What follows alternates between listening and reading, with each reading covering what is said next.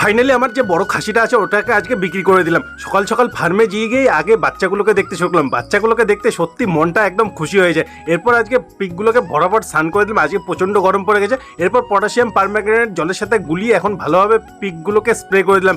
এটা সপ্তাহে 2-1 বার করলে ভালো হয়, কারণ ব্যাকটেরিয়া, ভাইরাস ব্যাকটেরিয়া এটা মারা যায়। এরপর মুরগিগুলোকে খাবার দিলাম, খাবার দিয়ে ডিমগুলোকে কালেক্ট করে নিয়ে আসলাম। এই ডিমগুলোকে এখন ইনকিউবেটরে সেট করে দিলাম। কয়েকদিন আগে মুরগির যে এক্সপায়ারি খাবারগুলো পিকের জন্য নিয়ে এসলাম, এগুলো হিউমিডিটির জন্য এগুলো নষ্ট হয়ে যাচ্ছে, ছাতা পড়ে যাচ্ছে। তো এগুলোকে এখন রোদে শুকাতে দিতে হবে। তো ওই জন্য বাড়িতে নিয়ে এসে একটা পর্দা বিছিয়ে নিলাম। এর মধ্যে এখন মুরগির খাবারগুলো এখন বিছিয়ে দিলাম, যাতে এগুলো নষ্ট না, এগুলো রোদ দিতে হবে। এরপর মা বললো মা নাকি বাজারে যাবে, তো মাসকে নিয়ে চলে গেলাম বাজারে। কিছু সবজি বাজার করলাম, এরপর কিছু ফল নিয়ে চলে এলাম বাড়ি এসে এখন ইউটিউবে ভিডিও আপলোড করবো, কিন্তু জিওর নেট এতটাই বাজে, যখনই কাজ করবো তখনই ডিস্টার্ব দেয়। যাই হোক, এখন ফটাফট স্নান করে আগে পেট পুজোটা করে নিলাম। এর মধ্যে যে পিগের বিক্রি করার কথা চলছিল ওইটা নেওয়ার জন্য লোক চলে এসেছে। এখন দড়ি দিয়ে পিকটাকে বাঁধতে শুরু করলো, আর এই দেখো রকেট।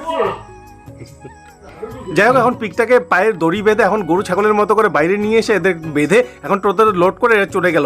আর যে মুরগির খাবারগুলো আমি রোদে শুকাতে দিয়েছিলাম, এগুলো এক রোদে ঠিক মতো শুকায়নি। এটাকে আরও 2-3 রোদ দিতে হবে, তাহলেই এটা ঠিকঠাক হবে। তো এটাকে এখন নিয়ে ঘরে তুলে রেখে দিলাম।